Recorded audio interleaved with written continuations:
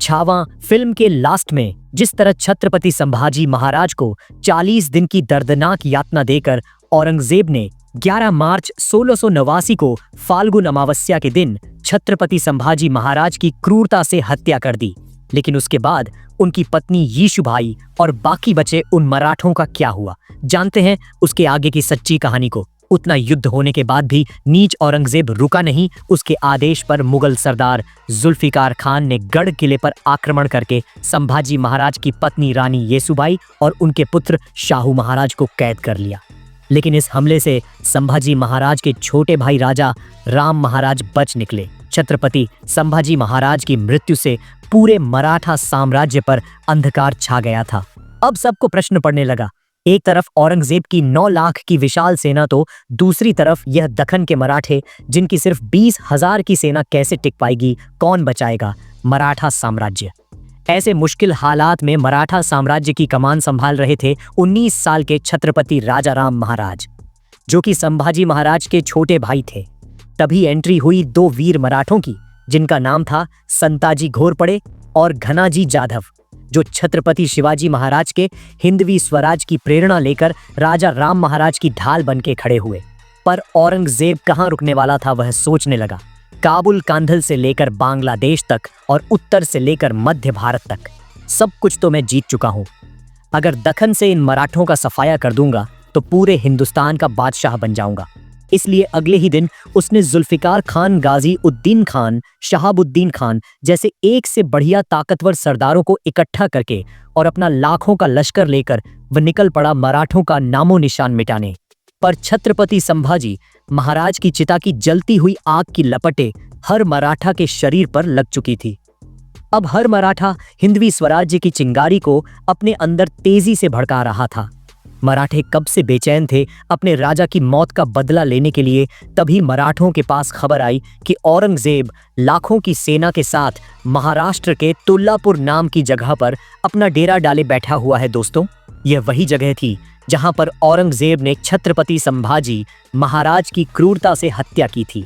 इसलिए बिना देरी किए अगले ही दिन वीर मराठा योद्धा संताजी घोरपड़े और गिने चुने चंद मराठा सैनिक निकल पड़े, नंगी तलवारें लेकर काल से हाथ मिलाने, और अगस्त 1689 को हर हर महादेव और छत्रपति शिवाजी महाराज की घोषणा देकर 2000 मराठे औरंगजेब की लाखों की सेना पर एक खूंखार शेर की तरह टूट पड़े। जो भी मुगल सैनिक मराठों के हाथ में आते, मराठे उनकी गर्दन काटकर सीधा अल्लाह के पास पहुंचा देते। मराठों ने मुगलों को काट काट कर मौत का तांडव मचा दिया।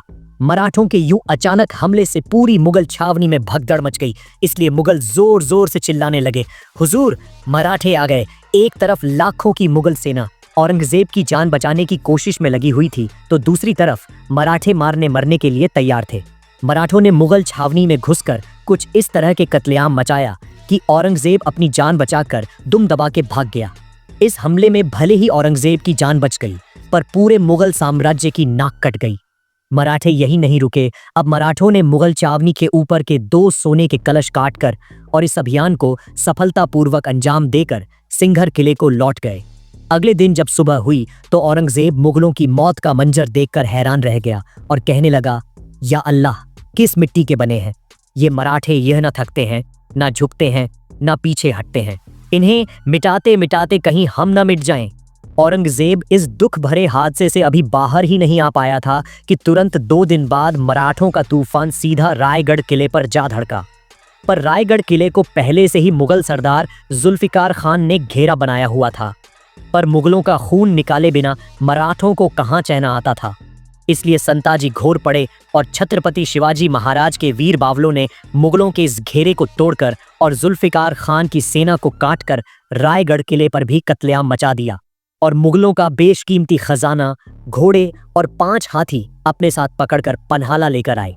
इस तरह मराठों को जब भी मौके मिलते तो मुगल सेना को चीर के रख देते। जिस मुकर खान ने छत्रपति संभाजी महाराज को छल और धोखे से कैद किया था, उस मुकर खान को औरंगजेब ने 5000 नगद देकर महाराष्ट्र के कोल्हापुर और कोकण प्रांत का सूबेदार नियुक्त किया।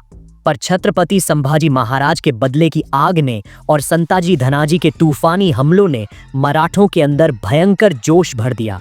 इसलिए मराठों ने यह प्रण लिया चाहे कुछ भी हो जाए पर उस मुकर खान को जिंदा नहीं छोड़ना, और दिसंबर सन 1679 को मराठों ने मुकर खान की विशाल सेना को घेर कर हर हर महादेव की गूंज के साथ काटना शुरू कर दिया। इस घनघोर युद्ध में अब संताजी घोरपड़े ने मुकर खान को पकड़कर इतना जबरदस्त तोड़ा कि खून से लथपथ पड़े मुकर खान की यह दुर्दशा देखकर मुगल सेना उसे जंगलों में लेकर भाग गई। पर मराठों ने मुकर खान को इतना जबरदस्त तोड़ा था कि उसकी तड़प तड़प कर मौत हो गई। इस तरह उस मुकर खान को मारकर मराठों ने छत्रपति संभाजी महाराज के मृत्यु का बदला लिया। संताजी घोरपड़ाई के साहस और शौर्य पर खुश होकर सन 1651 को छत्रपति राजाराम महाराज ने उन्हें मराठा साम्राज्य का सरसेनापति घोषित किया। सेनापति बनते ही संताजी ने अपना पहला निशाना मुगल सल्तनत को बनाया और अपने साथ 15 से 20 हजार का मराठा लश्कर लेकर औरंगजेब की मुगल सल्तनत में भयंकर तबाही मचा दी, जिसके बाद मुनपुर, नंदुरबार, सतारा, कृष्णा नदी, कर्नाटक जैसे एक के बाद एक मुगल इलाकों में मराठा साम्राज्य के जीत का डंका बजाया। औरंगजेब का दरबारी इतिहासकार काफी खान संताजी के बारे में लिखता है, जिस किसी भी मुगल सैनिक का संताजी से युद्ध में सामना होता तो उसमें सिर्फ 2 ही परिणाम निकलते थे। पहला तो वह युद्ध में मारा जाता और दूसरा मराठों के हाथों कैद होता। एक भी मुगल सरदार संताजी घोरपड़े से युद्ध करने के लिए तैयार नहीं होता था।